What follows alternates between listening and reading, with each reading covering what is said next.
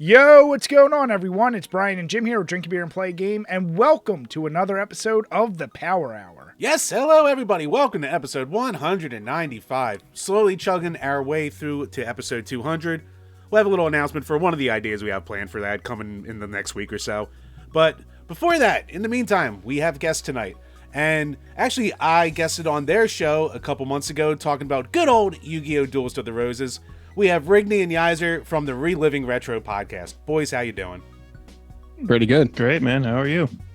Doing good. Can't complain. So before we get into everything, where can everybody find you? So our main thing is YouTube. If you want to check us out on YouTube, that's where we post all of our episodes. We also have all of our episodes going on to Spotify, obviously audio only there, video on YouTube. And we're most active on Twitter if you want to see what we're doing. It's Twitter, pretty much. Instagram a little bit, not too much though, but mostly Twitter. And it's just Reliving Retro on all that stuff. So pretty easy to find us. Nice. Yeah, and thank you guys once again for coming on. And to Jim's point, we will have all the links below. Make sure, give these guys a subscription, give them 5 stars anywhere that you can, and make sure to hit the notification bell on YouTube, because that is one of the easiest ways to make sure you're up to date with all their subscriptions. Appreciate it. So, boys, how you been? Obviously, I know we were talking a little football before.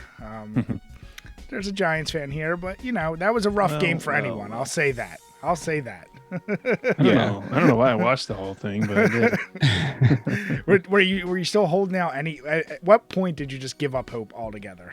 It was, before halftime. What was it? 28-0 at halftime? It was before that. Something around those lines. Before that. Did you see the little blow up? From Diggs at the or no, I'm sorry, that was yesterday's game. That wasn't even the Bills game. Yep. Yeah, I saw that. I saw that too, though. I said for New York fans all across the board, it's been a little rough. Yeah. I'm glad the Jets didn't even make it, so I didn't have to worry about being stressed, you know. Hey, at least the Jets were like surprisingly good this year. So yeah, they were. Yeah, until Zach Wilson had to come back and play, and then it was par for the course. Yeah. I keep forgetting Zach Wilson's still in the league, and then I see him, and I'm just like, oh yeah, he's still around. Yeah, somehow. He's only 2 years in, but he's somehow made his way out of the league already. Well, dude, you say that, but like Chad Henne's the backup for Kansas City, and he's been around since 2008, and he's never been anything. So these guys just find a way to stick around. To be fair, Nathan Peterman is somehow still in the league. So, and that dude was trash. God, you have me there. Jesus. He started for the Bills originally, then he went to the Raiders. I think he's thrown more. I want to say one game he threw more interceptions than he did completions. He's like historically bad, and somehow he's still in the league. It's amazing. Now, boys, I want to ask you. I love your content. You're in season 4 now of your main show. Just started season 4. Let me ask you, what was the moment that you guys said, you know what? Let's get together. Let's make a channel. Like what was that? What was the inception of that? Well, I think actually the inception kind of started from Elden Ring, believe it or not, because I think Yizer was trying to get me to play Elden Ring because it's one of his favorite games of all time. And I was like, all right, dude, I'll play Elden Ring if you play Earthbound. You know what I mean? Because Earthbound's one of my favorites of all time. And he's like, oh, you want like an RPG? He's like, you should play Chrono Trigger. I was like, actually, I've never played it. It would be fun to play. And then we decided that I was like, you know what, dude, we should like just start a podcast where we just play all these games that we never got to as kids. And nice. So that's pretty much how it worked. That was the birth. No, I like that, and I like that it is super focused. I guess, is there, before you guys start this, are you major collectors, like, or was it more casual? And now, as you said, you're getting a chance, like we all do. I think we all look at our childhood and go, oh, I can't wait to get older and play games finally because I can actually afford them or this or that. And then you realize I ain't got the time to do all that. So Yeah. Speaking for myself, I used to be a pretty big collector. Maybe 10 or so years ago, sold off most of my collection about 6 years ago, something like that. I still have some stuff, not hardly anything compared. Like Brian, I could see in the background. You know what I mean? Like you have a pretty sizable collection. My collection was pretty close to kind of like what you have going on. Now it's fractions of what you have now. But yeah, I've sold a bunch off. Yizer, you never really got into collecting, right? No, I never really collected. I wouldn't even say I really got into like gaming until like senior year. World of Warcraft 2007 when Burning Crusade came out. Yeah. That's the game I played the most probably. So you weren't into gaming until you got into the game that just would consume your life. You're an all Earthbound guy. Yeah, I mean, I would casually play games before that, but That's like not doing drugs and then jumping right into heroin. Yeah. He just skipped over everything. He's like, yep. that's what happened. Yeah, well, actually, it's funny, Regni, because I'm the same exact as you. So my collection, the blue behind me are my games, but like I started recollecting like the 360 era and like Xbox, PS2. That's my biggest collection. I was like you, my NES, my Super NES, Genesis. Like I sold off almost everything because I was like in high school. I was like, I don't really play them as much. And Jim is the monster. You can't see from this angle, but he has a sickness when it comes to collecting. Like he probably still has like the first KB Toys bag he ever used. Like he has so many random things, and like so his collection is massive. Whereas like me, I'm like now making up lost time of like, oh fuck, why did I ever sell this game? Let me go back. So yeah, like I'm definitely more on that end as well. Yeah, Brian's is nice and contained. My basement right now needs like a full redo right now to not look like complete shit with just all the crap I have right where I'm just surrounded by ancient plastic. It's a sickness. I love it though. Well, Jim, you also have the thing where it's like, I joke that you're a shelf collector because you are, but the thing is, you have so many great games. I'm like, Jim, you need to get through. And then I see you on our Discord and Twitter. You're like, oh, this other random Japanese hentai game or this other random shooter of girls in schoolgirl uniforms. I'm like, why do you keep buying this stupid shit? And I know you're buying it for the Switch, so I know you're paying top dollar for it. And I'm like, just wasting those ducats. No. Those hentai games are only like $8. Come on now, Brian. Not that. Damn it. But no, I mean, I guess like everyone else, when you first start channels, you guys already clearly have way better mic setups, way better. Like there was obviously a lot of thought put into it. So did you guys have any experience like editing, video produce, anything before you start your channel, or was it really like once you thought about doing it, you just looked it up and then knew how to do it? Well, actually, so I have another podcast, and it's just sports based essentially with my other buddy Trav, and it's just called the Trav and Rigney Show. And so we just do like sports stuff, and we've had the microphones and all that kind of set up for that one, and we're about like 200 or so episodes deep. Okay. For that one. And then we started this one in April of 2021. And then so the only thing we didn't really know how to do was the video stuff, and for that I just outsourced. I'm like, I need an editor for sure, because I don't know what I'm doing as far as video editing goes. And like you were saying like before the show with like syncing audio to video or whatever, like I don't know how to do that stuff, man. So I'm gonna pay somebody to do it because it's worth it. We're not making money on this, but you know what, it's a lot of fun to do, and we're willing to pay somebody to like make it look good. No, that's awesome. I mean, the learning curve, Jim and I have told the story many times. Shit, when we first started, we used Rock Band mics from the friggin' it's a USB thing, and we were so cheap we didn't have an arm, so I taped it to one of my old hockey sticks and we held it like it was awesome. As low rent as you could get.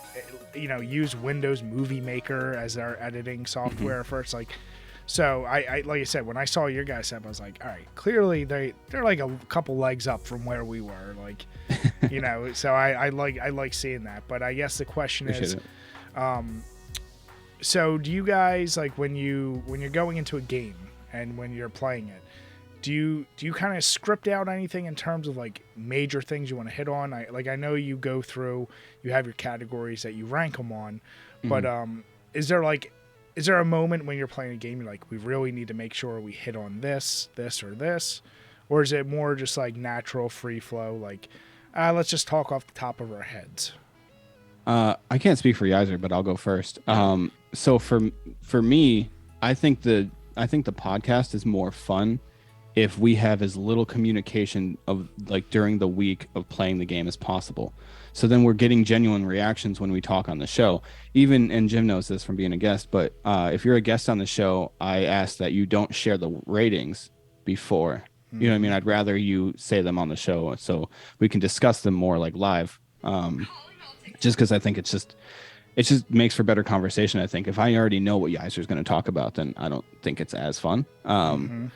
But as far as like what I do, if I'm playing through the game, I'm trying to take note of story. Obviously, a lot of these games we don't have like the physical, cartridges or discs for or whatever. So we play a lot of emulating.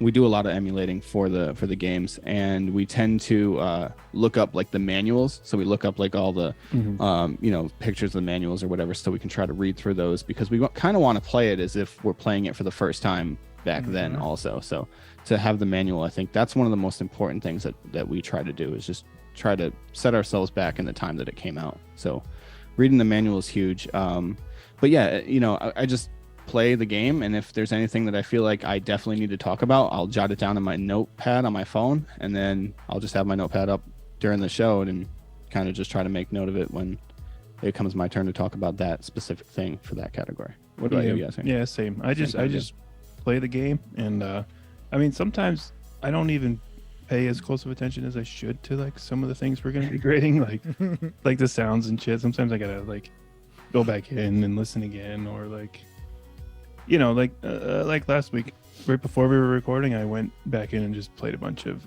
like quick games just to like experience like a little bit more refresher. of it. Right. Yeah.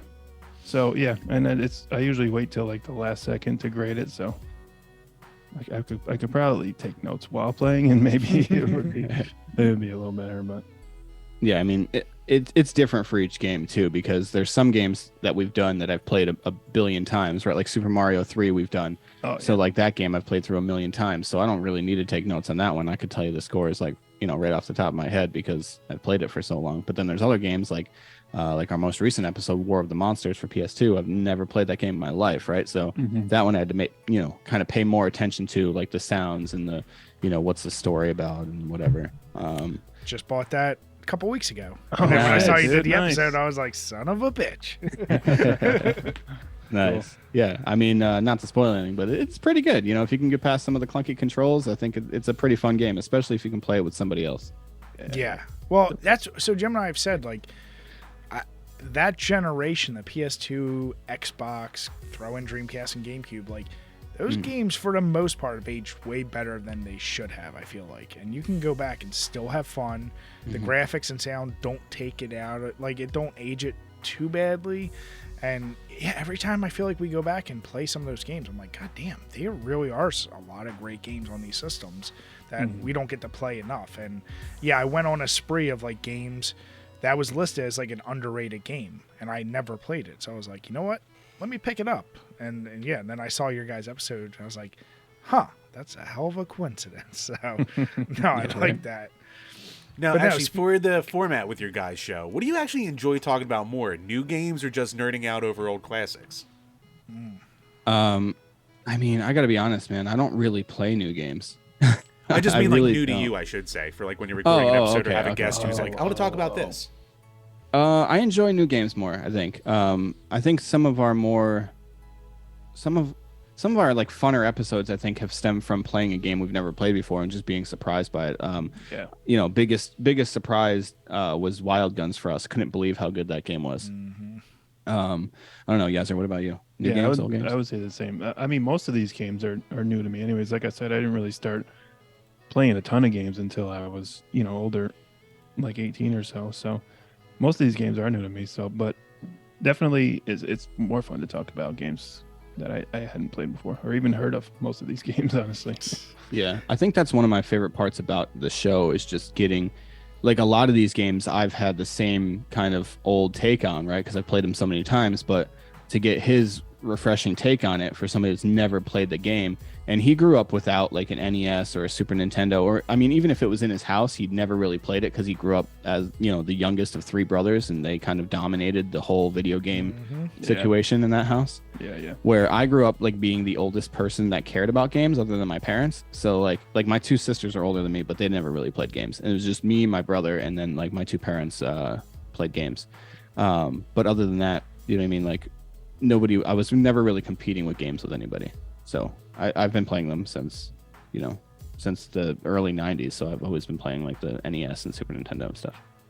No, and I definitely like that, and that's why I think I noticed what you guys are like. Some of your reactions, like I loved watching you with like the Tony Hawk stuff because it's like I have a lot of nostalgia from playing that, and you're like, I have to figure out these fucking control, like just seeing that, because it's like, well, I like that because then you're really coming in there like, do these games age well? And for somebody with zero nostalgia to you now, you're gonna get a more authentic reaction. So I do like that aspect of it. It's definitely nice. You get both of you from both ends of that.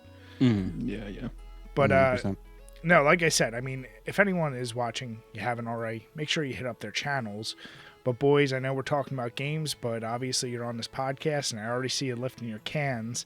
So so what do you got? And what are you drinking with us tonight? I'm just drinking a Coors Light today. It's Old Faithful for me. When I don't know what else to go with, I just go with a Coors Light. It's my Beer Olympics beer of choice. And you guys here? You? I'm pure white trash today with the Yingling Tall Boy. Yeah. Hell yeah. Good old Yeah, PA classic. Yeah, dude. This is my go-to too. This is basically the only beer I drink unless I'm out somewhere nice. Yeah. And I'll order something off the tap. If they don't have Yingling on tap, I'll order something fancy. Yeah. I was gonna say, do either of you partake in craft beer at all, or not really? I don't. So I only drink beer when it's a competitive setting. That sounds so bad, but it's true. If I'm at my buddy's house or whatever, and we have like some beer pong going, which kind of sounds crazy, right? Because we're 33, but we still do it. I don't care. Yeah, I'm gonna be 34 in 3 days. Happy birthday, man. Thank you. All right, buddy. so Hey, cheers, man. so Cheers. yeah, so I mean, if we're playing beer pong or whatever, then yeah, I'll pound beers, but I never drink casually, like ever. And if I did, it wouldn't be beer. I would probably be drinking like whiskey sours or something. You know what I mean? Good man. Okay. Yeah. So my favorite beer is actually it's a New England IPA from Sloop Brewery. It's about an hour downstate from us.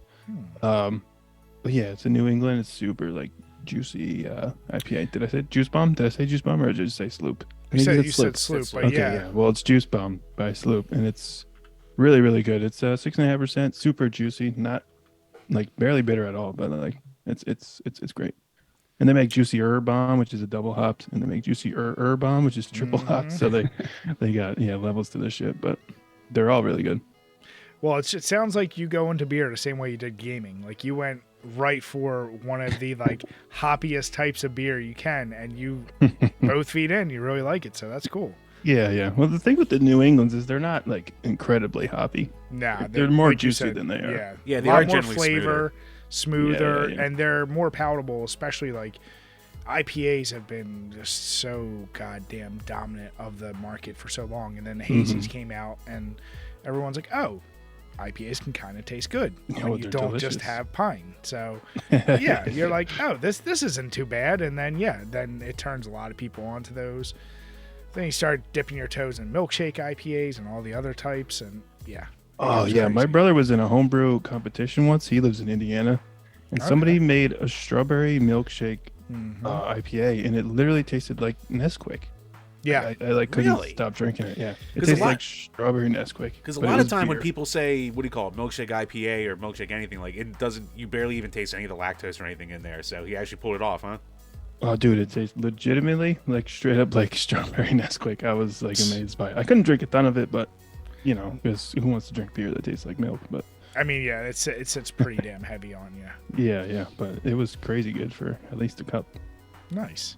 What about you, Chambers? What you got tonight? Well, Brian, tonight I am drinking from good old Southern Tier, the Frosted Sugar Cookie Imperial Ale. Whoa. So, yeah, this is a buddy of mine The brought over. leftover Christmas beers? No. A buddy brought it over this past weekend. So I don't know if he saw it on the clearance shelf or what. Apparently, he paid like $20 for the 4-pack. So I don't think he got any deal on it. But yeah, 8.6% alcohol, and this is sweet. Like, I'm only halfway done it, and I already have that pure sugar film going along my lips right now. It is intense. It's all spices. It's all flavor. It's one of those ones that I just know I can't have a lot of at once. But it is tasty. It does taste like a sugar cookie, so I'll give it that. But oh boy. I was gonna say I was at Weiss today and I actually saw that there, but yeah, it's in their clearance because it's old Christmas drinks. So, Yeah. you know. Look, he right. pulled a me. I can't complain. I do the same Yeah. thing. Nice. Can I ask you guys a question about some beer? Oh Sure. yeah, hell yeah. Well, what's your least favorite beer you've ever had? So Jim and I think both have the same answer. One of the worst ones we ever had is actually Yingling has a October. No. We not like the their- October. So Really? there's Yeah. Yingling We'll get to Light, that. which is fine, and then there's Yingling Light beer, which I believe is only in cans, and it's like if it's 4%, that's being generous. Like it might be 4 or 4.5%. It tastes like literally whatever's left over after they brewed a whole batch of something and added a little bit of water, like no flavor. It smells stale. Like there was just nothing good. And we're like, did we get a bad batch? Tried it again. And we're like, nope, it's just really, really bad. Now it's super cheap. So, you know, from a pricing standpoint, you're like, it is what it is. But Yeah. that was like the least flavorful beer. Now, the only goofy one I think we've had, and we've talked about a few times. Jim, do you remember Ghostface Killer? No. DeRise. Oh, The- yeah. So Fucking there was a Flying Dog. Flying Dog. You guys may have seen their bottles. They have like Raging Bitch IPA. It's very artistic. I've heard on of the that. bottles. Yeah. Same company. So the one is called like Dead Rise or D Rise. And there's a crab on the bottle. So they use like Old Bay and salt with an IPA. And if that's what flavors you want in your beer, but mixed with an IPA, like it's bitter, it's salty, it's like Old Bay, and I'm like, I don't even care if you're eating crabs and like that shit. Like it wasn't enjoyable at all. So yeah, those are the two I would say you can probably stay away from. That sounds. I love crab and I love Old Bay, but that does not sound that Yeah, and an appetizing at all. Us IPA too. it doesn't mix good. Yeah. Yeah, I mean, sometimes you take like a flavor you'd think you'd love. I think the worst beer I've ever had, as far as like not like a regular light beer or whatever, was a bacon IPA. Oh, Bacon IPA. I did. Yeah. Not, How do you I've even never what? heard- Yeah, it was like a bacon IPA, and it was like one of like it was in like a restaurant around here. I can't remember where I had it, but it tasted so much like faking bacon, like that, like you know what I mean, like the sprinkled like fake bacon that you could like put on things I thought to you were like saying like bacon strips for like your dogs. The dog. maybe Might as well I might be, have right? enjoyed those more. I don't know, but this was so bad. It was so bad. Yeah, so I can't tell you like a brand or anything, but it was just in some restaurant around here. You know, And as it soon was as you said awful. that, the first thing I thought was they just put a shitload of bacon bits in like a magic bowl and macerated it and just poured it into a batch. You're like, yeah, that's good. This will work. Yeah, that might have been what they did. I don't know. It was bad though. It was awful.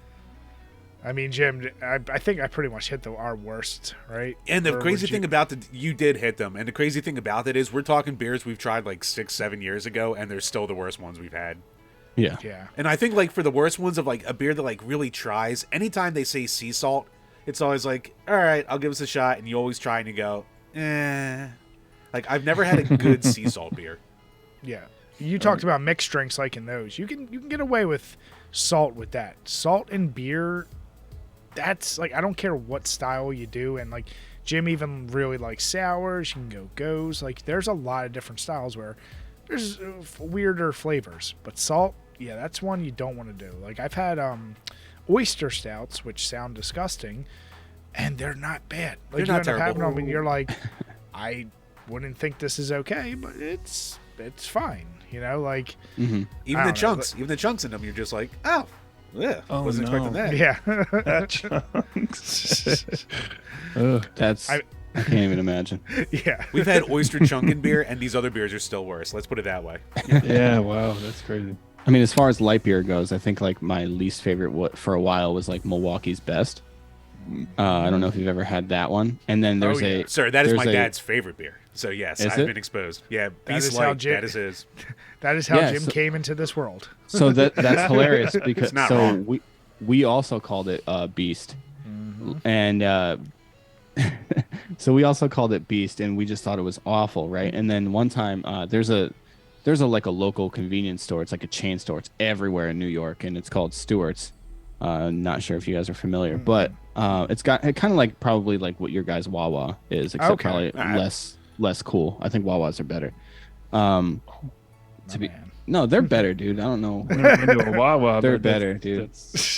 They're better. All right. They're like Cumberland Farms. Dude, okay.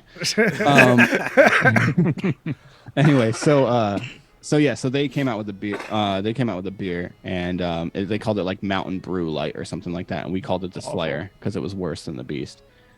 So that was probably the worst beer we've ever had. Mm-hmm. Actually, quick aside. Steel Reserve for some reason. Yeah. Sorry, quick aside, Bri, how many episodes now recently have we had fights over our favorite gas station restaurant? It's a lot. I mean, here's the deal. I never mind when it's. What I always find funny is if there are states out there where people are like, "Oh, the best ever 7-Eleven." We're like, "Oh, well, you must just have no other options." Yeah, but in right. PA, the argument always ends up being Wawa and Sheetz, and like. It's a stupid argument. Wawa's better. Sheetz just has more food options. It's like, what are you gonna do? But at the end of the day, like I said, I never mind. Wawa's a thing. Like, yeah, it's a very PA thing. Randomly, we have something. What is it in Florida and like 2 other states? Or something? Yeah, there's a bunch in New Jersey too, I think. Yeah. Oh yeah. Yeah, but no, like you said, Stewart's like. That would be to me. That's I don't even know what it is, but it would be somewhere I go. Okay, I'd believe it. That'd be your guy's favorite.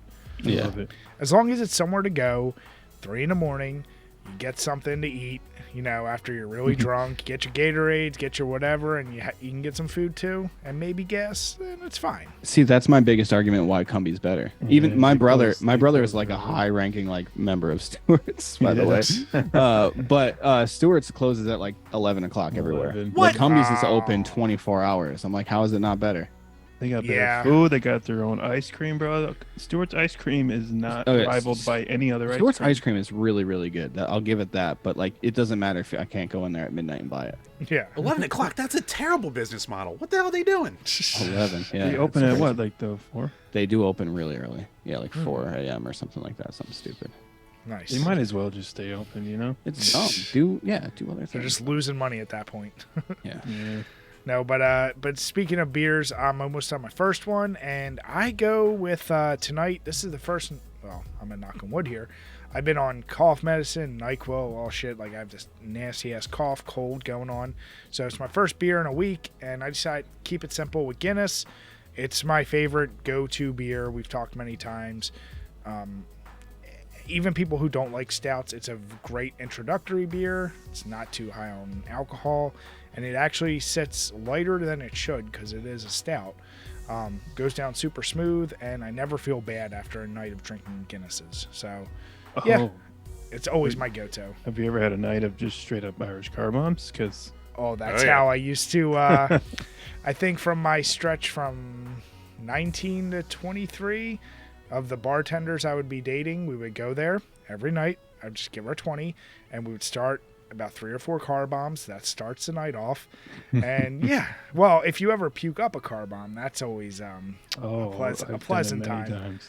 3 is Yeah. fine. As soon as number 4 goes down, it's all coming back up. Yeah. but like straight Guinness, yeah, in non-car bomb form, it's delightful. nice. Like it. So, guys, we know you do a different game every episode for your show, but what have you been playing just in general or casually lately? Yeah. So for me, I've been playing It Takes Two lately. Okay. And Game of this the is year last year. Nice. well, it's not going to win me any Father of the Year awards because I've been playing it with my 7-year-old daughter. Okay. And there's some. I don't know if you guys have you guys ever played it? Not yet. All right. So I don't want to ruin anything for you, but it's a little dark. It's darker than I thought it was going to be going into it. That's 100% for sure. Your so I've been daughter's playing crying. You're like, we have to beat it. Yeah, that happened yesterday, actually. Oh, no. She wasn't crying, but she was just like, I don't want to do this. I really don't want to do this. And I'm like, it's fine. They're bad parents. You'll figure it out. Like, Yeah. it's going to be all right. Yeah, so we got through that part. And like I said, I don't want to ruin anything, but yeah. That's when you look over and go, don't you love daddy more now? Right. Just by comparison. She's like, not really, because you're making me play the game. I'm like, all right, that's a fair point. Do all these things. That's a fair point. I just got done playing The Messenger. That was a really fun game, indie game developed by Sabotage Studios. It's like a Metroidvania. I don't know if you guys have never played it. It's very, very good. I've wanted to play it because it's kind of like Ninja Gaiden and Metroidvania like mixed together, right? Yeah, 100%. Like the first half of the game is like Ninja Gaiden, and then the second half of the game is like Metroidvania-ish. There's so many different things you can do in that game. Like I never get bored. It's crazy too, because for like a side-scrolling like platformer, essentially you would think like, oh, okay, this game's gonna take me like 6-8 hours or something like that to beat. No, it's like a 20+ hour game. Shit. Yeah, it's great though. I had a blast playing that, and then I beat the DLC that came out for it as well, called Picnic Panic. And Nice. yeah, that was awesome. As far as that goes, that's about. Oh, I've been playing through what's that game? Pokemon Let's Go Pikachu. I've been playing that one on my Switch. Nice. Yeah, a little bit here and there, but not too much. Nice. What about you, buddy? Yeah. So I recently, not me personally, but I'll call her my wife just for less details. Wife and daughter all like kind of played a playthrough of Let's Go Eevee pretty recently. Yeah. Okay. And then right before that, we played Arceus all together. I mean, basically, they would go out and collect all the shit, and I would kill the bosses. Because like the boss fights in Arceus are like they can get kind of intense. But other than that, I started a new playthrough of Elden Ring. My buddy was waiting for it to go on Steam sale to buy it. Told me he bought it. I'm like, all right, cool, man. I'll start a whole new playthrough. We can do co-op. I'll do it all over again. Turns out are you his like go-to summons? He's like, dude, I need help. No, he plays way too much WoW to even give Elden Ring any time. So Nice. And recently I downloaded Survivor.io on my phone, and I've been playing that. Okay. Too much, I think. Too much. Too much. It's actually a lot of fun. I didn't expect it to be that good. Yeah, you would message me saying like, yo, you know that game that like everybody sees 1,000 ads for, Survivor.io? And I'm like, yep, I've seen the ads. He's like, I've seen so many of them at this point that I just downloaded the game just to like, what the hell, I'll try it. Well, I went to look for like how many downloads it had and what the rating was. It had 10 million downloads, and the rating was 4.9. So I was like, wow, maybe it has to be good, right? And even if it's not good, it's probably just ultra addictive. Oh, it definitely is. But I think it's good too. Maybe. Yeah. Nice. What about you, Chambers? What you been up to? Are you still going through Shadow? Just Shadow the fucking Hedgehog. When we're done this episode and we're rendering it, I'm gonna finish up my 9th playthrough of it, and then it'll be one more so I can get the goddamn real ending, and then I can never touch it the fucking again. Jim, can't you just get good? Oh, jeez. I've gotten good, Brian. I know that game too well at this point. Now, I'm not familiar, but you said you played through it 9 times and one more you get the real ending. You have to play through the game 10 times? Or is that just how long it's taken you? The game has, it's just based around Shadow the Hedgehog. It's the edgy Sonic spinoff that they did in the mid-2000s. And there's 10 different endings, and you have to get all 10 before you're allowed to have the real final boss fight and real final ending. So, oh my that's God. wild. How long is the game? It's not long. Like, if you know what you're doing with the missions, you can get through most of them in under 10 minutes, some of them in under 5 minutes. But the problem is, like, each one's split up into, like, good, bad, and neutral. Dark, neutral, and hero missions. So, there's 363 different paths, basically, between all the choices you can make. Yeah. So, yeah, it's basically 6 levels and then a final boss fight, for the most part. So, but some of these fucking missions, they can go on for, like, 20, 30 minutes if you don't know what you're doing. You're just running around the level going, where is this one goddamn thing? Oh, God, like, sometimes it's like kill 50 enemies or like collect 400 rings. And if you get hit, you lose rings. So Jim, what I'm hearing is it's maybe like an hour and a half tops. Fucking torture. That's what it is. It's goddamn torture. I hate it. I hate it and I hate myself. That's great.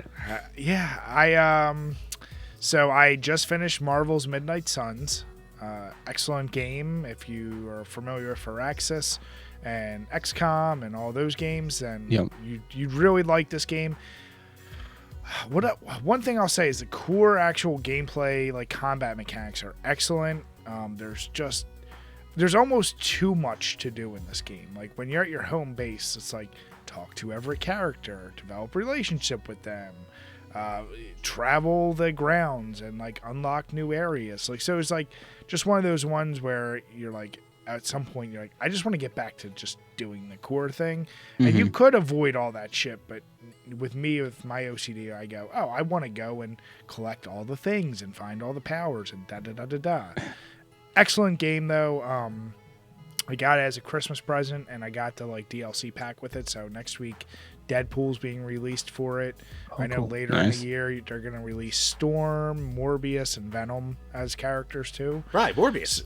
Yeah, Morbius, can't wait. Morbin time, Jim. Your favorite bonus episode we did. Exactly. But yeah, so I finished that. So I was glad to like finally be done because that's a easily 40, 50 hour game. Oh, jeez. And then on stream, once again, thank you for a subscription. I just tried out the Mortuary Assistant, and here's the deal. That's a game, I'm not going to say like Sonic, but there are technically 7 endings. I decided, I was like, you know what? I played through it on that stream. I got 2 of the endings. And I was like, you know what? I want to keep going. Each playthrough is actually about an hour to an hour and a half, depending on how long you go. But it's one of those weird ones where I haven't been legit jump scared by a game in so long. Yeah. But this game was legit creepy, where like the first 3 or 4 playthroughs, they don't like, they limit some of the events you get. They're like RNG events, basically. So you're surprised a lot of times, like you learn stories. But by the time I was like finishing it, I was like just getting, I was like, stop popping in my face, god damn it. Like I'm just trying to get this done. So it is a fun game. I got it like super cheap, probably like $5 on Steam for a Steam sale. So nice. It's one of those ones where if you're into horror and like a puzzle game, it really is worth your time. And I would love to see Jim get the jump scares because he is a jumpy boy. Scream like a little girl like I am. Yeah. Jumpy boy. I wouldn't say I'm super into like horror games or whatever, but you know, was it last season, 2 seasons ago? At some point, we played Silent Hill, and I hadn't played that game since I was a kid, but I was like determined. I'm like, okay, I'm gonna definitely sit through and like beat this entire game, and but I wanted to play it like the full on like experience of, okay, I'm gonna play it in the pitch dark with like headphones on. You know what I mean? So that's how I played it, and I regret nothing. A little bit. I regret a little bit. There were a couple times where I might have pooped myself a little bit. No, but it was a good time. It was probably one of my most, I guess, like fondest experiences of, you know, replaying a game that I'd played again when I was a kid. Yeah, and that's part of honestly why I like horror games so much. Is like, you know, most games you can walk away from and your experience is like it's fun. But it's a generic. Whereas horror games, you're going to remember all the moments that creeped you out the most or like jump scared you or whatever. And yeah, it like lives with you. It's like fun. So yeah, for sure. That's my genre of taste. So, all right, guys. So we're back with some fresh beers and Chambers. I know we got actually a lot of questions week once again from our Patreon. So thank you guys. Get those questions in, and thank you, Rem Dickman, for signing up for our $10 tier. Make sure get your game request, your movie request. Get your questions in there, man. We really appreciate it. Thank you, bud. Oh, yeah. So, patreon.com/DrinkABeerandPlayAGame, where for as little as $2 a month, you can ask a question that we'll answer on every single one of these Power Hour podcasts. So, a couple leftovers from last week that we got to after because we recorded a day early. So, first up from Todd Howard Sucks. What is the most expensive piece in your collection? For me, it's my complete box minutia. That's easy. That's a good one. Does he mean like what we paid for or what's probably most valuable as in like on the market right now? I mean, let's just go with whatever you have. That's the most expensive, probably. Shit, I'll let you guys go. I gotta think about it. I gotta look at my shit. I gotta think about it. Mine's a little weird. Again, I've sold off most of my collection. I think at one point it was probably either Earthbound or Evo or something like that, but I sold all those. But mine's weird, and I'm gonna tell you what it is, and you're gonna be like, he's lying. But it's WWE 2013, and the reason is it's the Stone Cold, it's the Austin 316 edition, and these were like limited editions that you had to buy off of THQ's website. The 2003 version of WWE was the last made by THQ, so this is a very short print run. And this game goes for anywhere I've seen it sell for anywhere between 200 and $500 if it's complete. Really? Holy shit! Yeah. I had It's no pretty idea. wild. I was gonna say I had that 2K3. I don't have that edition, but I do have that game, and that was one of the last ones I really enjoyed. Yeah, this one comes with I have it over there, but I'm not going to get up and get it. This one comes with it comes with like a DVD, like part of like Stone Cold's like bottom line, like whatever this DVD name was. It came with that. It came with an autographed like stock card, so it's just like a picture of him with his hands up and it's autographed by him. And it's like a legit autograph. It's not like printed on or whatever. And then it just comes with a bunch of like DLC. Like it comes with like Mike Tyson DLC and like Stone Cold with like his ATV or something like that. Nice. It's weird. Yeah, there's not a ton that comes with it, but you know, it goes for kind of a lot. It's pretty dope though. Yeah. I see. For me, I don't know about like the pricing of my games. I've told Jim I managed to get Carrier and Illbleed for Dreamcast at like $10 at like not a Goodwill, at a like flea market. And they easily go for $150 or more because one, they're horror games. But I would think like, I don't know the value, but for a while there, COD was like our midnight release thing, and I always got like the biggest collector's edition. So I got the night vision goggles, the shit like that. So I don't know if still having those full box and everything has value right now. My guess probably is does. It might. So that, like, without me really diving into it, except for having all the WWE games for PS2, which apparently are worth money now. Yeah, those Here are comes the going up. pain is. That's where like at least like full value. I have that, so it's like, you know, that's probably my most valuable stuff. If you have Pokemon games, those have been going up like crazy too. I don't know if you're into Pokemon at all, but I don't have it. Jim has those. I have a couple, so yeah. I know my Soul Silver with the Pokewalker. That's like up to 200-300, something like that. yeah, they go for a lot. Yeah, I remember because I got that from Dave & Buster's, and I was like, I definitely overpaid for it at the time because I did it with tickets and shit like that. Yeah. But now, like 10 years later, I've actually made money on it. I was like, look who's smart now. Not so much of a dummy. That's how my aunts would exclusively get the new consoles, through Dave & Buster's. I'm not even joking. They got their Switch they got their Wii U through that and their PS4 through that. I bought my Switch off of a guy who won it at Dave & Buster's. That's awesome. A buddy of mine, he goes almost every Wednesday because it's half price games, and like he just like cleans up there, and he's about to buy a Switch from it, Switch OLED too. So Oh shit, dude! It's a new What side about you hustle. guys? I know you're not a collector, but I don't know. I have no idea. It has to be your Switch or your PC, I guess, right? Definitely my PC, I guess. yeah, if that counts, then I'd say my counting PC. Actually, then, yeah. If you're counting the PC. Yeah. I had to throw something in there. You gotta get all that RGB. You know what I mean? Mm-hmm. all right, next up from Leo. If all fighting game characters competed in a single elimination tournament, who is winning it all? Do the Dragon Ball Z games count? Because Goku does. Ah, shit. I would say that counts. We could roll them out, though. But is this just going to get into a Goku versus Superman thing? Oh, yeah, I was just going to say. Yeah. Right, no injustice. Superman. Yeah, let's say core, like, where don't use DC or Marvel. Like, only use core Street Fighter, Mortal Kombat. Tekken. Okay. All those. Yeah. Wow, that's hard to think about. I mean, it's all going to be biased on whichever one you probably like the most. Like, you'd have to go with the major bosses, right? You'd have to go either, like, Shao Kahn, Akuma, Devil Jin. Like, yeah, you'd have to go the biggest bosses from each game and think who would probably win. Yeah, I think you eliminate everybody from Street Fighter at that point. Because they're just like normal dudes. Yeah, Street Fighter, there would be no one Well, really from I don't know, Super Psycho Bison. He's pretty. Nah, he ain't doing shit. He ain't touching Well, him. fuck me then. Shit. I mean, just because I'll use my bias, but I also think probably would be like a Shao Kahn. Or I'd even say the Liu Kang that's also Raiden in the last one, the Fire Liu Kang Raiden combo, where he's both of them combined into one. So he's like a lightning fire god. I don't know. Yeah, that's Seems legit. I interesting. didn't see Yeah. him, but that seems legit. I'm not super well versed in like fighting games, so this one, I know like basic Tekken from like PS1 days, and Mortal Kombat 2 and Street Fighter Yeah. 2. That's like my thing. Yeah, Tekken, I mean, like Jim said, Devil Jin would definitely be, he'd be a contender really up till like the last point.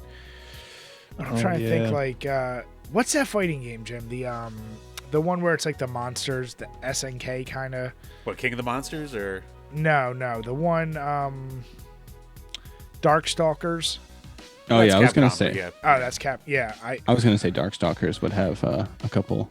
I was gonna say legitimate I'm not contenders. sure. Yeah, who's like tops there? I don't know what that is. I don't know who's good in that. I couldn't name a character from that. I just know that all the characters are crazy looking. Yeah, And I just know Morgan and Felicia because of boobs. of course, Jim. Jim, actually, wait, Jim, we're both stupid. We know who's gonna win all of it. Ivan the Bear from Paul's Brutal Fury because That his fucking fucking bear. punch. His standard like heavy punch can take off like 3/4 of your life and daze you, so he can just hit you. It with dazes. damage, So like every time I played, like Jim and I would like when we were reviewing games like that, we would sit for like an hour or two. Every time I picked him, he couldn't even touch me. Like I would just hit him once, and then he's dazed, and I would just keep fucking him up. He's like, "God damn it!" And I know Oh, it was man. coming too, and I still just couldn't get out of the way. And it would still just wreck me. Yeah. Honorable mention then for Snoop Dogg for the Def Jam games. Oh, That dude. Ooh. no, Buster was so jacked in that game too. I actually had a hard time against who was it? Exhibit. No. Never mind. It'll come to me later. Well, my official vote goes to Yoshimitsu. Okay. That fucking sword attack. That goddamn sword He can- attack. He Yeah. can spin that sword so goddamn fast. He floats like a helicopter. Ooh, actually though, would you consider who's the main guy again in Soul Calibur? I don't know. Which Silent one? so I don't know. unfortunately. Yeah, I don't know. With the I'm- main I'm- boss or like? Yeah, like the main boss. Oh, fucking, what is it called? He's like the essence of the sword. I forget what its name is. Yeah, I was thinking maybe whatever that is. To me, it always looked like Tyrant with a sword. Kind of, yeah. Yeah. So, but no, I like that question. That's one I would really want to. Jim, you know what we haven't done in a while? We need to let's do another little bracket, and we'll throw in all like the major bosses and guys and have people vote on them. Probably we like stopped that. doing it when That'll we be had a to lot pay of for him. Yeah. Maybe we have to resurrect them in one way or another. Sounds like a plan. All right, next up from Michael Soto.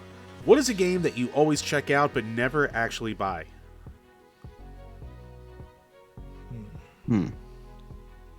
I have a good one for this. Go on. Back in the PS2 days, every time I'd go to GameStop or some kind of store, I would always, like looking through the aisles and shit like that, I'd always look at Dark Cloud. I'd always pick up Dark Cloud. I'd be like, this is going to be the time. This is going to be the time I get Dark Cloud. This looks good. And I'd always put it back and buy something else. Just for whatever goddamn reason, Dark Cloud was that one that always caught my eye, but I never went for. My mom actually bought me Dark Cloud for Christmas one year, just like super randomly. She always bought us like games that we never asked for, but I ended up liking, like Earthbound, Dark Cloud, Silent Hill, just a bunch of games like that. Evolution for Yeah. the Dreamcast. All right, so similar situation to like always seeing it and like wanting to play it but never did. It was like Dragon Age and those games. Oh, Okay. yeah. Yep. Never touched any of them. Like it sound and look pretty cool, don't they? Yeah. I've always wanted to get into the Final Fantasies. I've only ever played 7 and then 10 up till Blitzball, and then I was just obsessed with Blitzball, so I just played Blitzball. But those are the only 2 I've ever played, and I'm like, no, I should definitely dedicate some time to playing 2 and 3 or 4 and 6, depending on what you want to call it. And then I've heard 9 is amazing as well, so I want to get into those at some point. Good. And 10 is so much better than Blitzball. Shut up, dude. That's what I like. I mean, 9 and 10 are really the only ones I played to the end. So See, for me, it's probably any first-party Nintendo game because they won't go goddamn down in value or go on sale ever. Never. So it's like Jim and I both have the same resolution game this year. It's Luigi's Mansion. I actually got it on GameCube. I was like, I'll finally get shit. into that series now. Mhm. I think I paid $30 for it or something, complete in box. So I was like, oh, this is good. a good deal. But that led me to go like, oh, maybe I'll get 2 and 3. Fuck that. There's still like the prices for them. I'm like, no, like this is ridiculous. You don't even have a 3DS, so you can't even do 2. I don't care. It's just the point of like I want to get them all, but I'm like, yeah, no, I will never.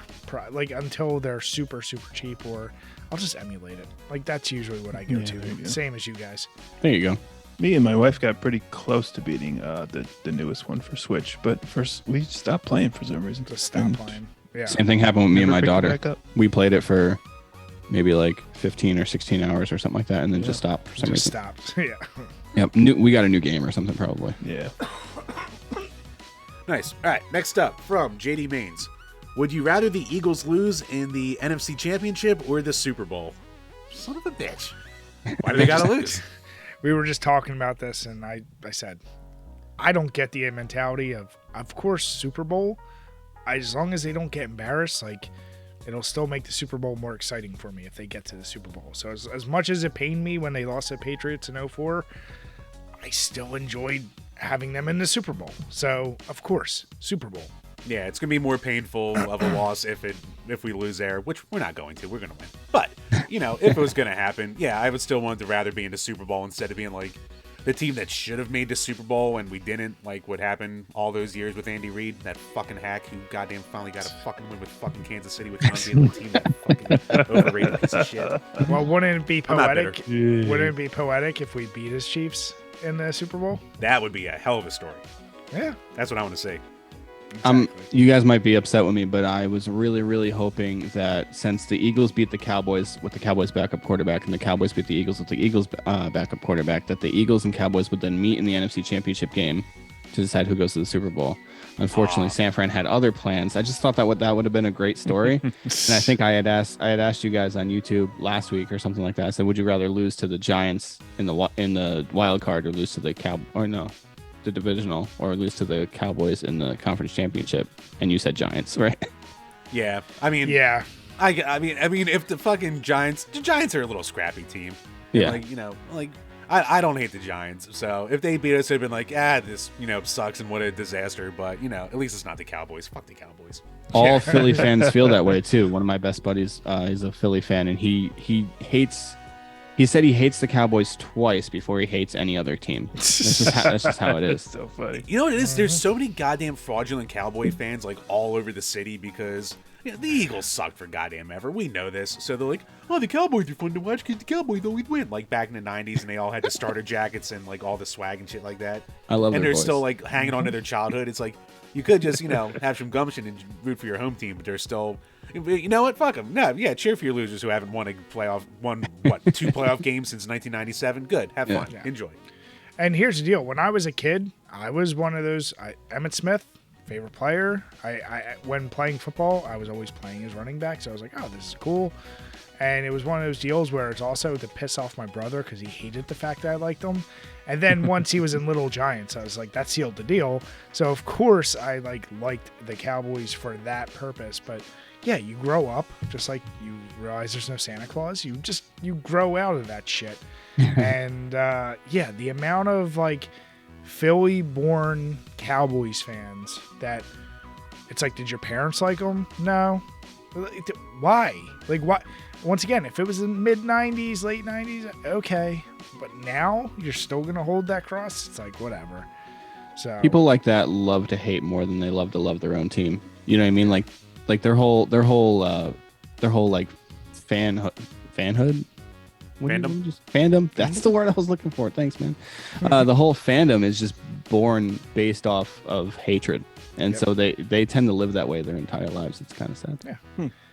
I would half expect Jim to like another team to not like the Eagles because that's his thing. No, the He Eagles are hates still on my number everything. one no matter what. Now, I do love me some Tom Brady wherever he goes, just I have a long-standing rivalry with my old college roommate. So this is a 20-year fight between Brady and Peyton Manning, and I think we know who's won by this point. But Yeah. I also love that everyone else hates him, so I just go, yes, win another one.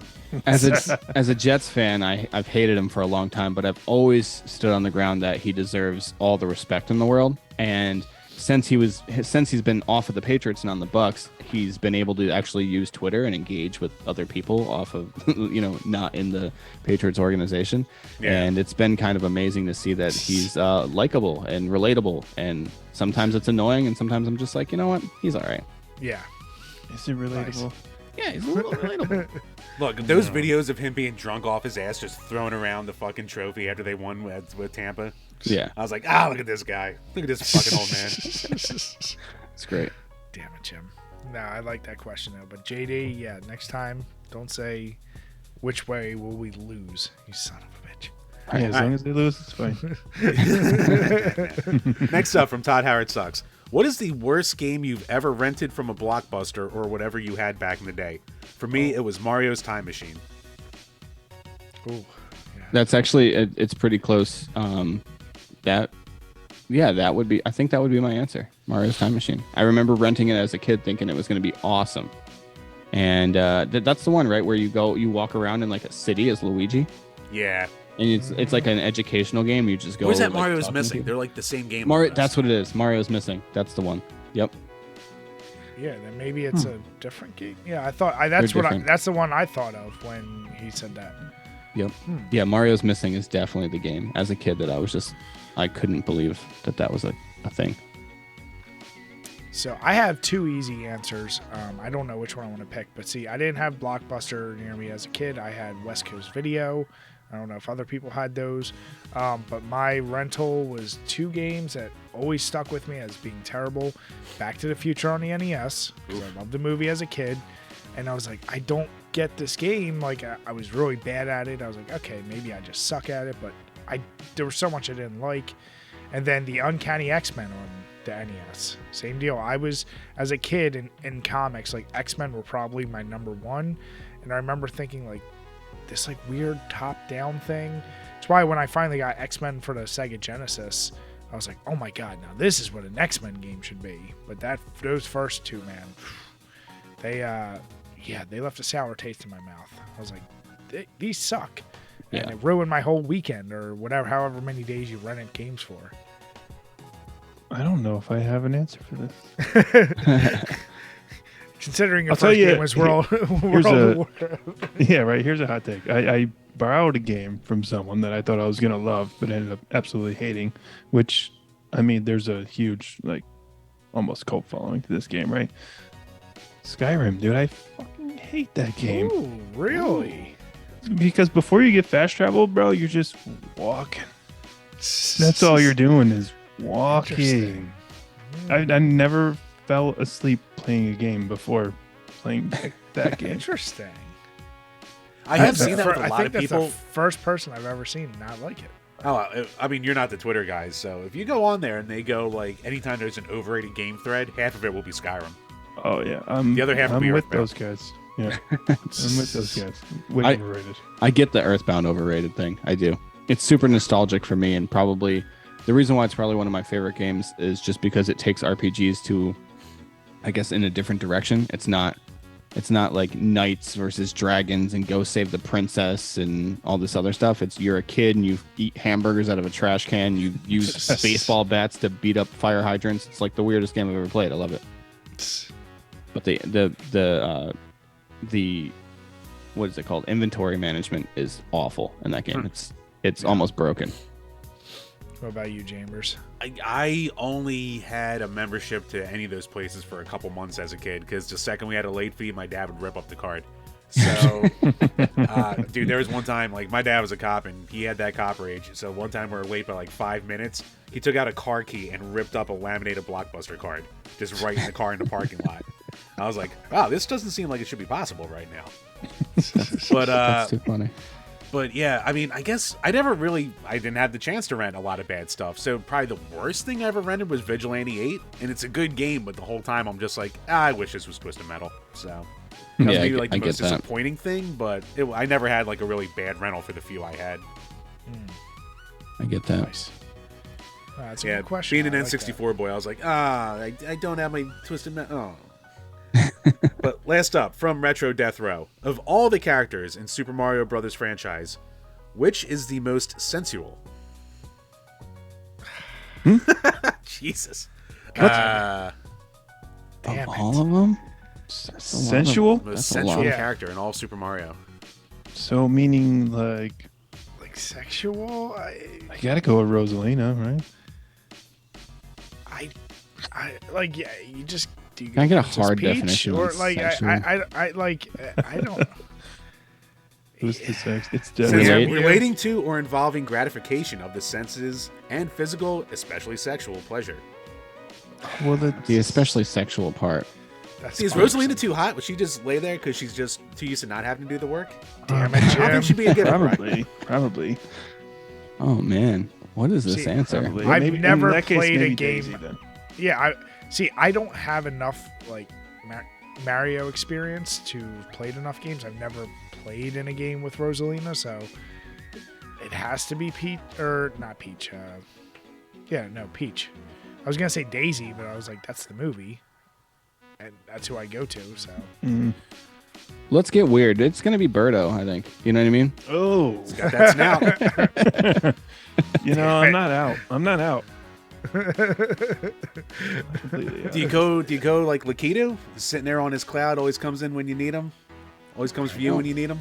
Oh, He's jeez. got He's just not everything bad. with him. He's I not don't know. bad. Jim, you know I- you're going. Wario. he's very useful. Don't even act like it. I'm I going think- what? You're going Wario. Don't even act like it. Look, he's soft, squishy, and cuddleable. All right. I- More I folds think- equals more holes. Oh, Wow. fuck. I think if you ask this question, you at least got to give your own answer. You know what I mean? Oh yeah. All right, we're gonna have to hit him up in the Discord and ask what his answer will be. Yeah. too. Yeah. But yes, well, we're going out on a high note because that wraps up the questions for this week. So once again, thank you to everyone for the questions. Thank you for the support. And once again, if you're new to the show, check us out on Patreon or check us out on anywhere you can find us, whether it's iTunes, YouTube, or Spotify. Leave a review. It helps us out. Nah, thank you guys. Truly appreciate it all. All right, now, Rigney, one of the sir. topics that's one of our buddies sent us, actually, you just talked about Earthbound, and there was a trailer for Earthbound Dimensions. Did you watch this? Yeah. So you guys sent over the topics, and I was like, what is this Earthbound Dimensions thing? So I click on that and I watch it, and this looks amazing. Fuck yeah. I hope that this is made before Nintendo gets involved. And Nintendo, for what it's worth, Nintendo doesn't let anybody do anything with Nintendo, IPs and stuff. Yep. However, they've been pretty lenient on the Earthbound crowd, to the point where they let them completely like fan make Mother 4. That's an actual game that has been like made. And, they let them fan translate Mother 3. That never got shut down. So maybe hoping, because this game looks great. And it's all being done by one guy too, which is insane. That's Whoa. insane. Yeah. Like he's built this like full world with like great, orchestrated, arranged music of all like the classic tunes from it, and like Yep. it looks awesome. And actually, our buddy Zwick sent us over, and he was like, his main question was, how long do you think until Nintendo kills it? And it's like this trailer is 7 months old, and it seems to be going. There's no news of it being fucking Website's killed, like still Rigby up. says. Like this guy, to your point, even if like he can fly under a radar long enough to get it done and leak it out, Right. that's the hope. I mean, I don't know. I think it looks right. Like you said, not being the deepest into Mother, like I still went like just going into the background of this guy's whole project and like how he's been doing it. I'm like, that's friggin' impressive. And we have the links below, not only to the video but to this guy's website. So if you are into Earthbound, you gotta check this out because it's pretty goddamn impressive. It Maybe looks it's a- amazing. Yeah. Maybe it's a thing where if Nintendo has no plans to do anything with it anyway, kind of like Earthbound in general, maybe they just don't give a shit and they don't go after it. Because Yeah, like they have at famously it. shut down like Mario 64, like all the fan remakes that they do, and like the expanded HD versions, and like that another Metroid 2 remake when they were coming out with their own Samus Returns remake and shit like that. So yeah, maybe they just don't think they're gonna have $1 out of it. Someone else can do it. So someone please make a new F-Zero. Yeah, and Itoi, the original creator of the Mother series, he's been interviewed 1,000 times, and he said that there will be no Mother 4. He has no plans to make like an Earthbound 2 or anything like that. He's 100% done with the trilogy that he made. Oh wow. Well, here's the deal. It would be one of those things. Nintendo would probably let it go if it started catching a bunch of steam and somehow like getting a lot of attention. Then they'd be like, "No, shut it down." Which is so stupid to me because I never understand when game developers do this. It's like if you see something is catching steam like that after one dude has devoted his entire last half a decade to it or something like that, half the time. It's like hire that guy, make it a project that people will buy it. You know what I mean? Like when Among Us blew up and it got to the point where I think that game was only run by like a guy and his friend or something like that. It got to the point where that game got so big, people got bored of it too quickly because there's only 3 maps and there's no extra roles and all this other stuff. But then they had people start making, mods of the game where there's all these different roles and different maps and all this other stuff. It's like, I don't know why they didn't hire those dudes to just pump that out quicker. Yeah. And just keep the game alive. It sucks, man. I hate when that kind of stuff happens because you're punishing people that they're doing this for literally just their passion projects. They're not getting paid for this stuff. Yeah, it's not. Yeah, exactly. Or like, what do you call it? When Sega hired Christian Whitehead to just make a new Sonic game because he was already working on a bunch of fan-made shit and he already did remakes of the old games. So yeah, of course, awesome. Sega being so, of course, Sonic Mania is like the most loved Sonic game in how long? And then, of course, they fucked him over and shit like that when Origins and all came around. But it's, Sega being Sega.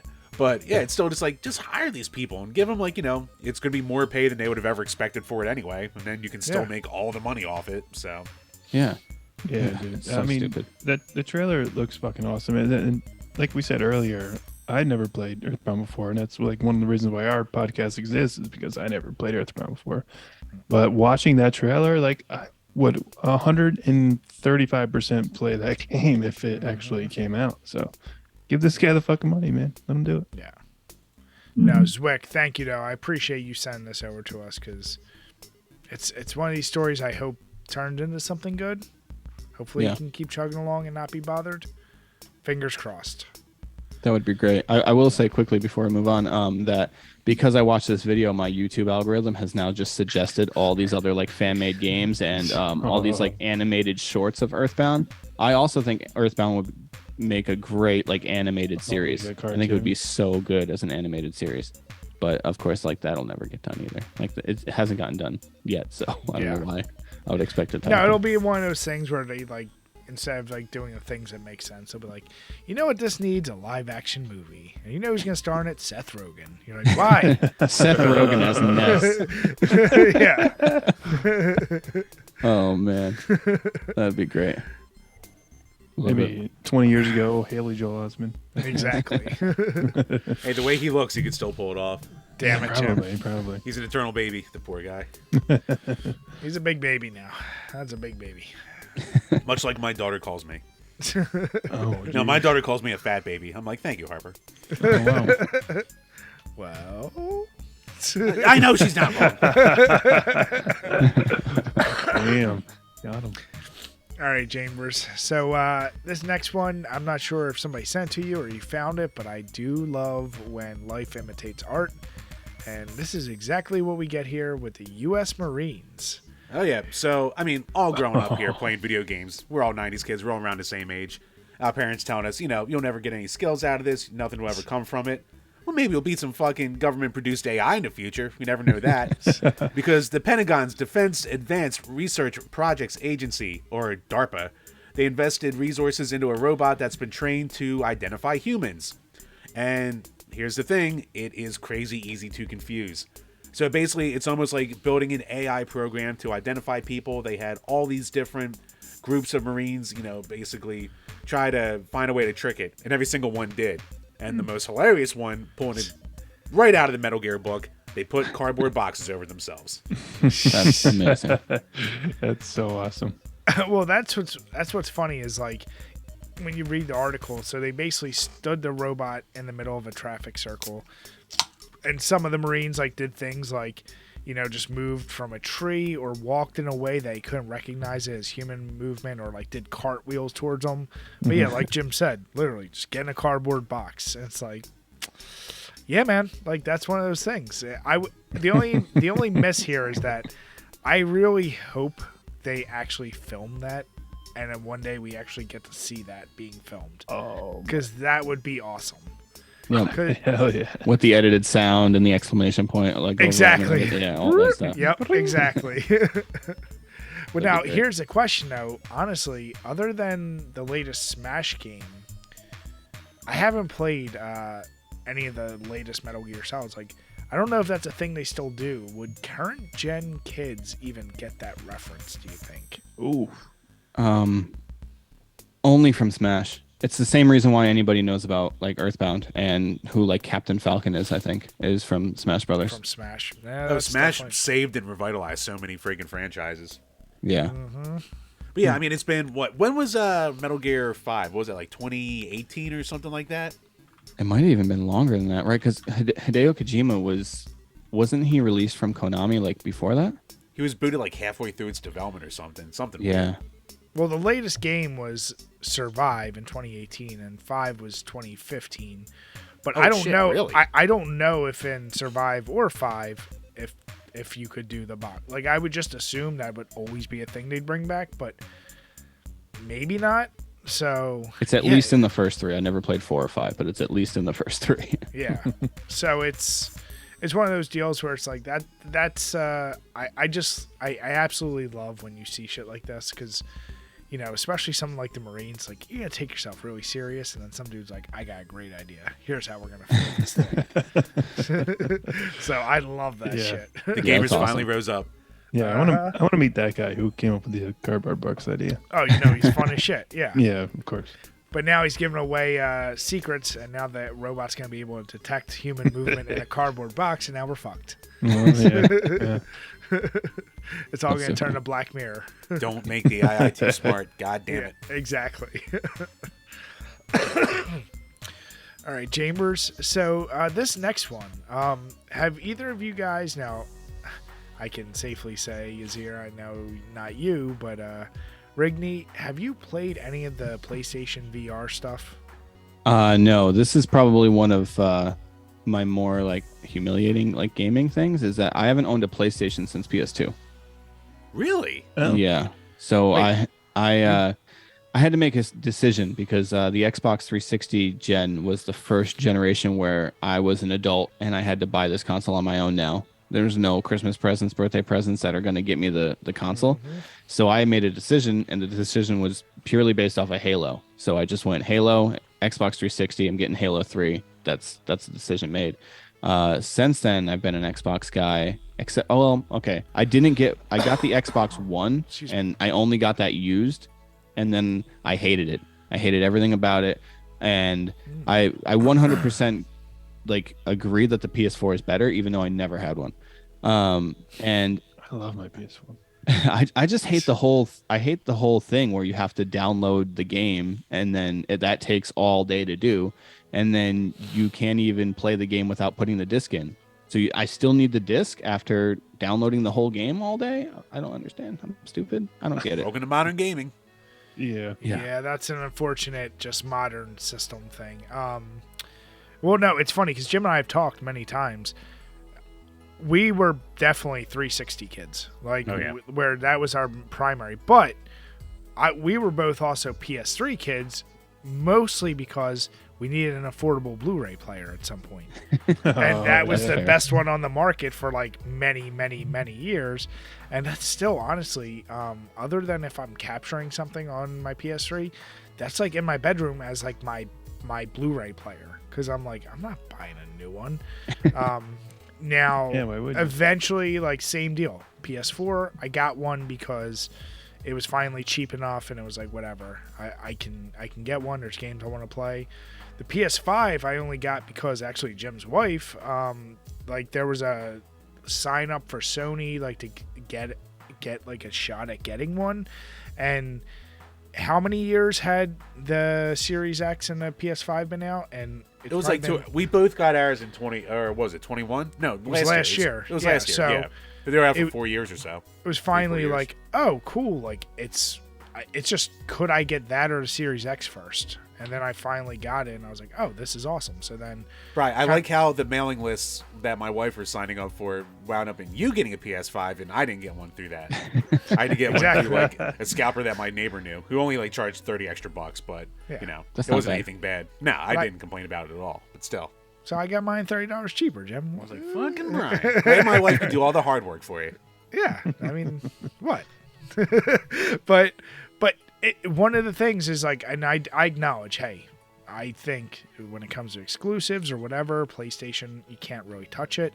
Jim and I have said many times from a social aspect, Xbox, I think, does it way better. And especially with Game Pass nowadays, it's not even a competition. They're the best service out there for gaming, using Netflix, all the shit. Now, that being said, I have heard that PlayStation VR is pretty badass, but I haven't experienced any of it. And they've just released these VR2 titles. I just want to play any of it. Like, shit, I'll take VR1 at this point if it's cheap enough, just because I haven't experienced it yet. And it's one of those, I haven't dived my feet. The only time I did was, Jim, at your house. Who was it? Thomas's VR set? What was that? Yeah, Tom, he had the new Oculus. So he had the Quest, I think. That was my first time ever playing a VR game, except for like way back in the day when it was like at an arcade and there was a VR system. Yeah. And it's like, I know that's eventually where shit will go. I don't think it will be exclusively that, but there will come a point when like that is like, wow, this is awesome. And I don't know, like, are you guys at all interested in VR? Is that something you think you'll ever dip your toes into, or you just gotta wait till it's cheap enough, like Jim and I? I mean, I have a buddy whose father is he has this like private pilot's license. Nailed it. And so he had this whole rig set up, like this whole like flight simulator set up in VR with like the pedals and the yoke and everything. So like that was my like first introduction to like VR and shit. And he had a couple other games, and I almost like punched some shit off his wall or whatever. I don't remember the game or whatever, but I seen the list of this new like the VR2 thing, and the thing that caught my eye the most was Job Simulator. Job Simulator. Like, yeah. You're gonna go home and chill out with some video games and simulate going back to work. Well, not the same job, guys. A different job. That would be ridiculous. Yeah, that would be crazy. But you're still going back to work. But that Job Simulator that caught steam the same time as the like Power Wash Simulator, the Lawnmower Simulator, like all these ones where you go, why would you want to do that? But then, Fuck is wrong with you people?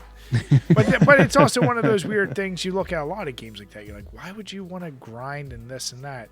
Now, Job Simulator is a very like cartoon, because I saw it on Steam a couple times, and it's an older game, but it's one where it's like a very high level fictionalized office job, but it's like cartoonish and goofy. So it's more goofy, but no, I believe, to your point, in the future, there's going to be people like, you know what? I just want to be a simulated mechanic and go through all the hardships, or Power Wash. It's like, why would you want to do that? Or truck driving simulator, then like that exists. Yeah.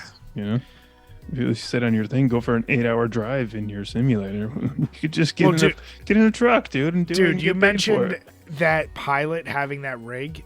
I must have accidentally one time for too long watched these dudes who have these fucking racing game setups at their house with the many monitors, the full steering wheel shift. I'm like, and now I see them all the time. I'm like, one, how much did you spend on that? And like, all you can do is play. I don't even know what racing game they're playing, but it's like really impressive to look at. But I'm like, Jesus Christ! Like, you could have probably bought a legit car with how much you spent on this. Oh, probably, yeah. This setup, it's insane. My buddy does a little bit of that.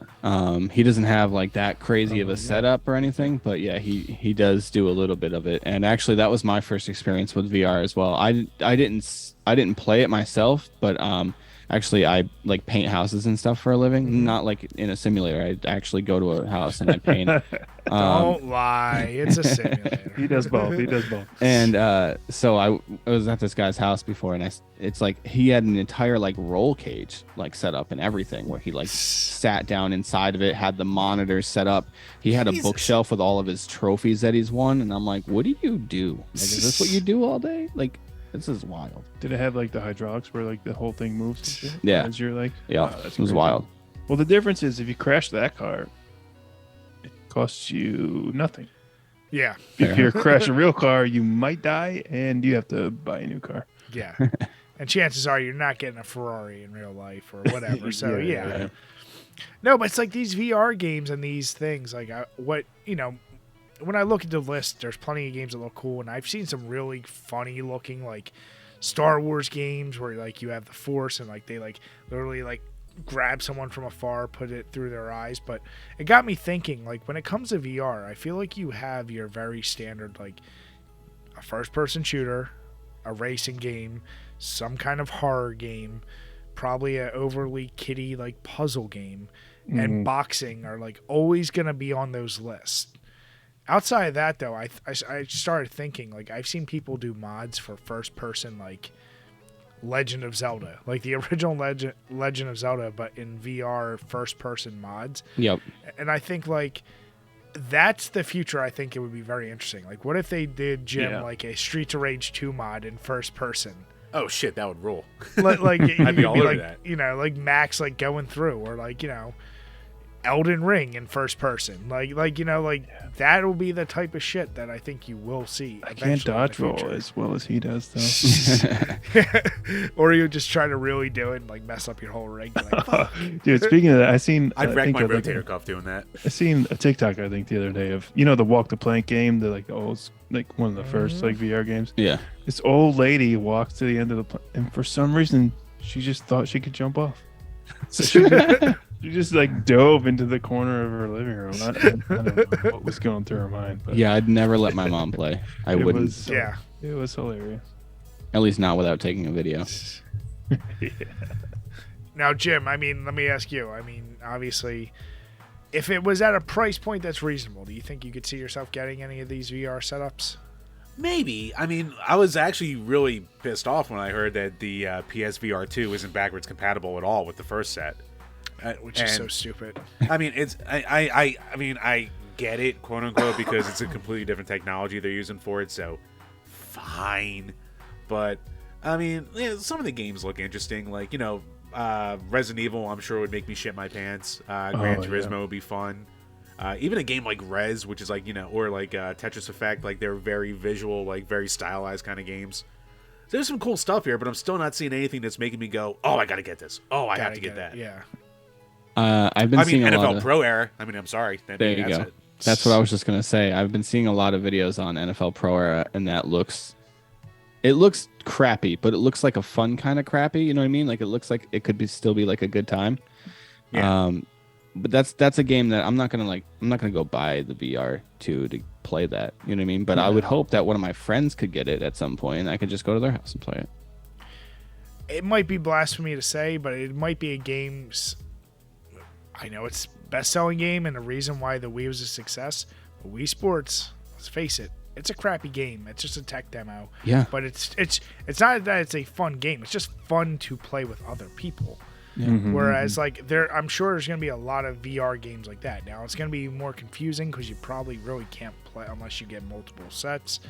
But games like that, yeah, maybe they are just like fun to do in first person. Like as long as it's done kind of well, like maybe that is a good game.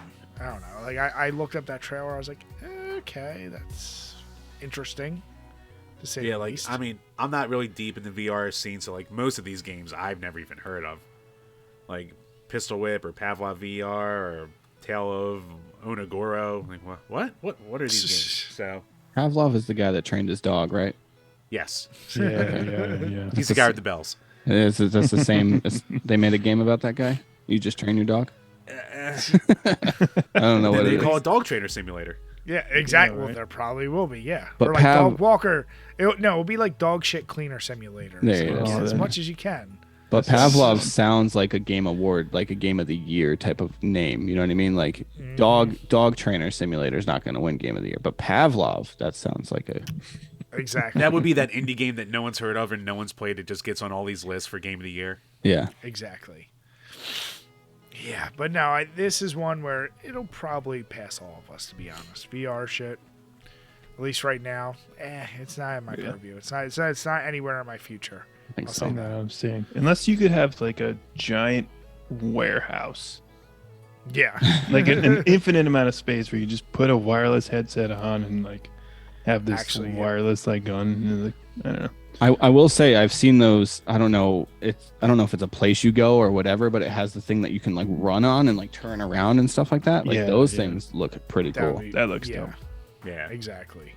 Yeah, one day they'll perfect it, I'm sure, and that will be like our kids maybe, or even when our kids are older, it's like, yeah, like cool, like you have your little VR setup, but yeah, not for us, not for a long time. Yeah, we show them TMNT on the Okay. NES, and they're like, "You should play this It's game." like, get the fuck out of here. Yeah. I don't know. But speaking of our childhoods and trying to hype us up for something that probably will never be, I don't know if you guys were Sega Dreamcast fans, but from TimeExtension.com, Hyperkin, who they've been in some hot water. I still love my my Retron 5. I love it.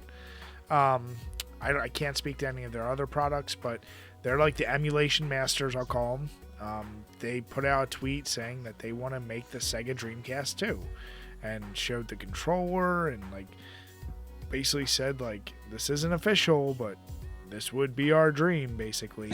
Yeah, So it got people talking, and it's one of those things kind of like we were just talking about with Mother, where it's like, Sega ain't doing shit. You know they're not ever really going to develop the Dreamcast 2, so could they, should they, would they ever let another company run with it? I don't think it'll ever happen.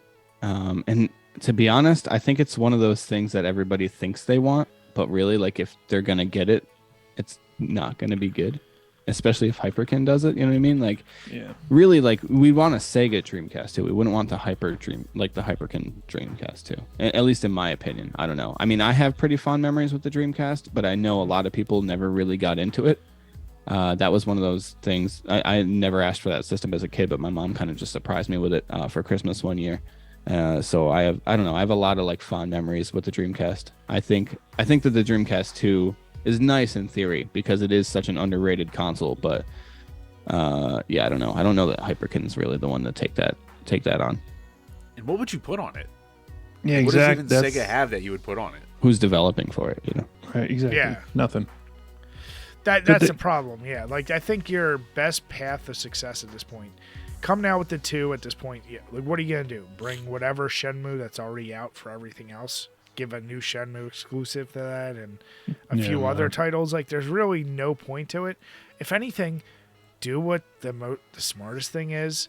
Sega, you've already done 2 Genesis minis. Just go right to the Dreamcast mini. Just release a Dreamcast mini.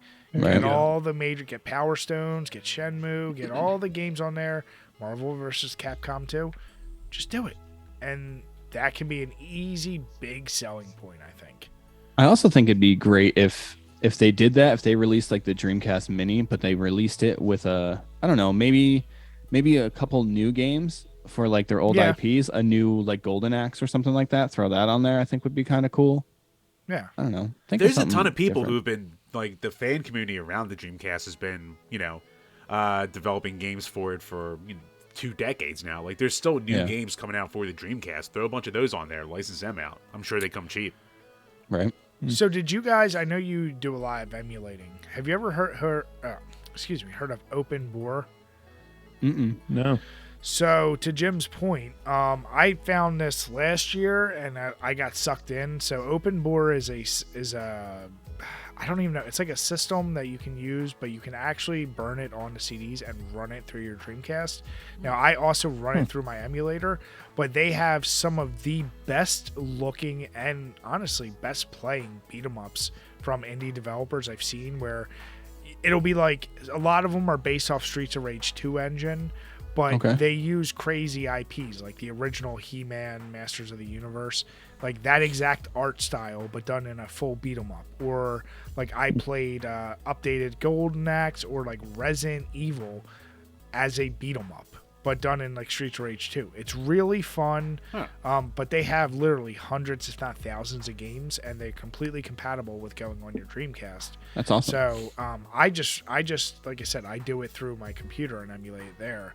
But they all run smooth. Like I played this one crazy Evil Dead 2 beat 'em up, and it's like I said, imagine Evil Dead 2 in Streets of Rage style. Yeah. With like they even have like now obviously I wouldn't say it's all legal, but they have like music and sound cues from the movie in the Right. game as you're playing. So it's really well done and shit like that. Like, so there's a community, to Jim's point, out there that wants to see this shit.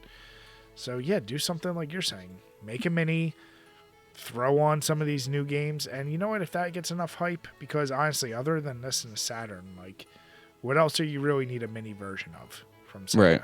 Yeah. Yeah, I don't think they're making any mini, Game Gears. Yeah, exactly. Yeah, not too many. I think they did those mini ones a couple years ago, like the super small minis that I only know like one person who really bought them, so they came with like 5 games each. They were also charging like $50 a pop, which is like, nah. Yeah, that's crazy. But no, so I mean, neither. So Rigney, you said you're like me. Like Dreamcast to me, like that system, I have ton of fond memories for. I remember even like thinking it's so cool. I'm like, dude, I'm like on the internet on my system. Like this is insane.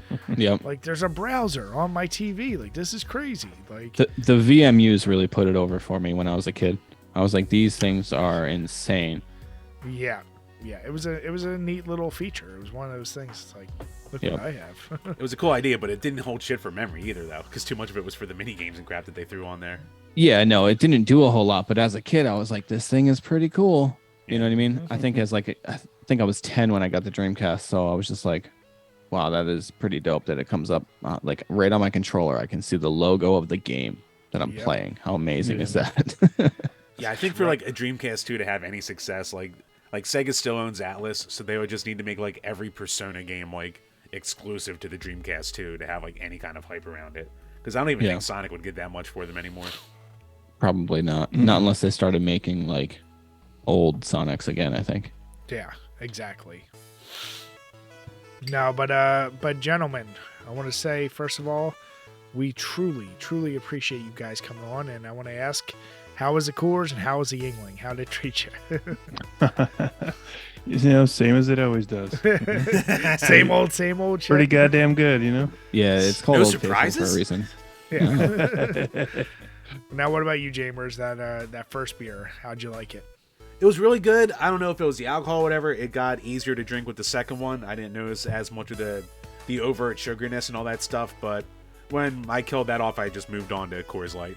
Old There you favorite go. once again. So There you I go. knew if I had like 3 of them, I would just be hurting tomorrow probably. So Jim, as I said before, you really got to get yourself a case of Keystone, because you can't have a goddamn Keystone flag behind you and never have had it like on the podcast.